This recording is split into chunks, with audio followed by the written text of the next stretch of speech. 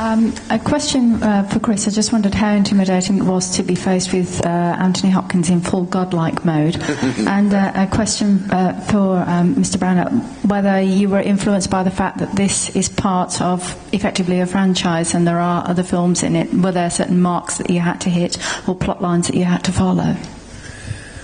Yeah, walking into this, the idea of standing opposite Anthony Hopkins in godlike, regal outfit is, and he has that quality, in my mind, in every film, was intimidating. But I got to say, the moment I got on set and met him, it was, I couldn't have felt more supported and comfortable. He is extremely collaborative and kind, and has a great sense of humour and a great passion for the filmmaking and storytelling. And a number of times would turn to me and say, "How fun is this? Isn't this great? And isn't Ken wonderful?" And it was just that was the vibe on set, and it was such a enjoyable experience. And I think he told lots of great war stories about his time as a young actor, basically, because his first film performance, I believe, people in this room probably correct me, they'll know better, but I think it was Lion in Winter, which was when he was about 30, and he was on screen with Katharine Hepburn and Peter O'Toole and Timothy Dalton, and he was just talking about first time in films, and he loved seeing he loved sort of seeing the boys at the beginning, what these great careers they're about to have, and that was exciting. As far as the Marvel Universe is concerned, I basically kept my head down and concentrated on Thor.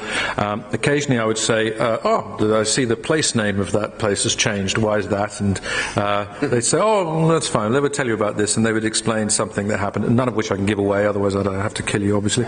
But they did it so subtly that I didn't ever feel we were being tugged in any particular direction. They were smart enough to know that, they have the Captain America coming up in the Avengers.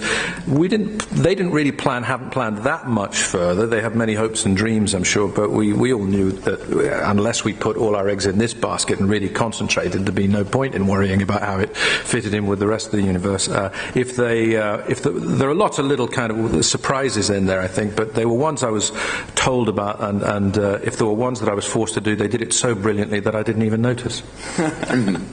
A couple more questions from the front row, and then we will fan out, I promise you. Gentleman there. Yes. Thank you. It's for Kenneth Branagh. Just following on from a previous question, I wondered if what your reaction was to appearing at various Comic-Cons, and whether your reaction with that completist, as you put it, informed the way you approached the film.